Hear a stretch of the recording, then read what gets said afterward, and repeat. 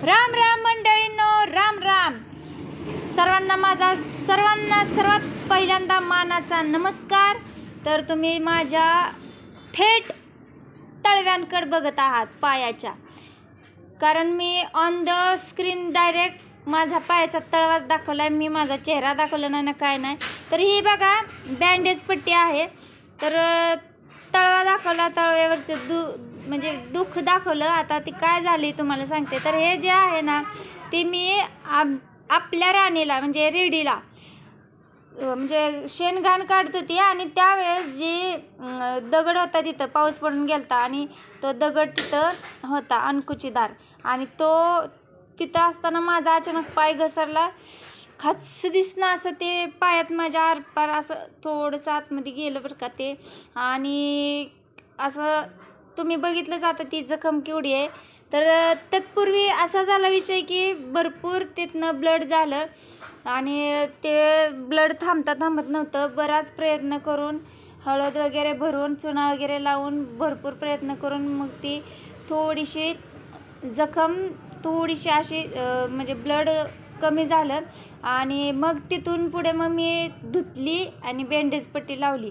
त्यानंतर मी काढून तुम्हाला दाखवावं म्हटलं, ते शूट घेणार होते पण ब्लडचा ना परत काहीतरी प्रॉब्लेम झाला असते। शंभू पट्टीचं काढ रे। हां तर मग ते ना का यूट्यूबनं काहीतरी आपल्याला केलं असतं, मग परत ते लय त्रास होतो बाई।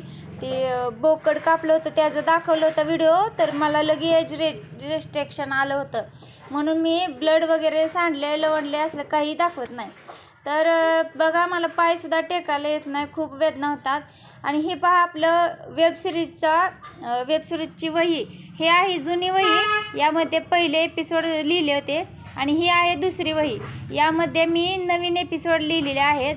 तर चला बघत राहा आमच्या या यूट्यूब चॅनलवरचे व्लॉग, कारण या व्लॉगमध्ये येणाऱ्या वेबसिरीजची माहिती असणार आहे, आणि माहितीपूर्वक सगळं पहा, कंटिन्यू करा। मी पुढे उद्या दाखवणार आहे की ही जखम पुढे कशी झाली आहे। Done done by.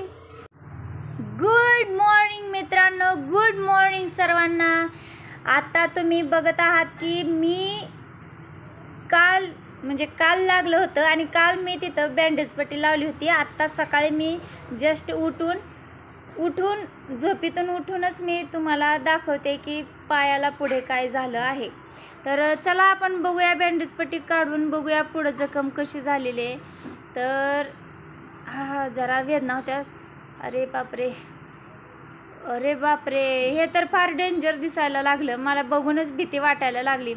काल तर तिथं ब्लड वगैरे काही दिसत नव्हतं, पण आत्ता ती जखम फार अशी कशी तरी दिसायला लागली, खरंच भयानक वाटायला लागले।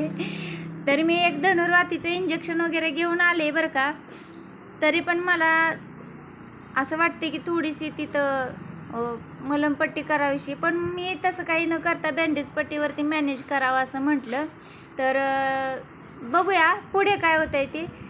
तर इथपर्यंत तुम्ही माझा व्हिडिओ पाहिला, मला साथ दिली, मला सपोर्ट केला माझ्या व्हिडिओला, माझ्या ब्लॉगला, त्यामुळे थँक्यू सो मच। आता मी इथं दुसरी बँडेज पट्टी लावते, आणि बघूया नंतर काय होतंय काय नाही।